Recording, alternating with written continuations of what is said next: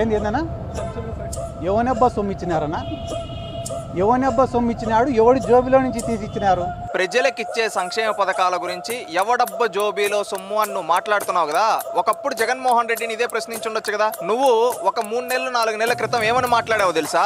చంద్రబాబు నాయుడు గారు సంక్షేమ పథకాలు ఇవ్వటం లేదని నువ్వే మాట్లాడావు. ఈ రోజు ఇస్తుంటే ఎవడబ్బ జోబీలోది అంటున్నావు. జగన్మోహన్ రెడ్డి గారు ఎవడబ్బ సొమ్మని లిక్కర్ స్కామ్ చేశాడు, ఎవడబ్బ సొమ్మని ఇసుక స్కామ్ చేశాడు, ఎవడబ్బ సొమ్మని చెప్పి కమిషన్లు తీసుకున్నాడు, ఎవడబ్బ సొమ్మని చెప్పి అమరావతి కట్టమంటే ఎవడబ్బ సొమ్మని 3 రాజధానులు అని చెప్పి సభలు పెట్టాడు గాని కనీసం ఒక్క రాజధాని కూడా కట్టలేకపోయాడు. ఎవడబ్బ సొమ్మని చెప్పి ఆ రోజు అంత ధనాన్ని దోచుకుని తన ఇల్లు చుట్టూ ఐరన్ ఫెన్సింగ్ పెట్టించుకున్నాడు. ఎవడబ్బ సొమ్మని చెప్పి ఆ రోజు మాటికి హెలికాప్టర్లు ఎక్కాడు. ఎవడబ్బ సొమ్మని ఆ రోజు ఎక్వాఫుల్ కి అంత ఖర్చు పెట్టాడు. ఎవడబ్బ సొమ్మని రుషికొండ ప్యాలెస్ కి అంత చేశారు. నువ్వు అడిగే దాని ప్రకారం అడుగుతుంటే ఆ రోజు ప్రజాధనాన్ని వృధా చేసింది ఆ రోజు నువ్వు జగన్మోహన్ రెడ్డిని చిట్టికేసి ఎవడబ్బ సొమ్మని ఈ విధంగా ప్రజాధనాన్ని వృధా చేస్తున్నావు జగన్మోహన్ రెడ్డి అని అడుగుండొచ్చు కదా.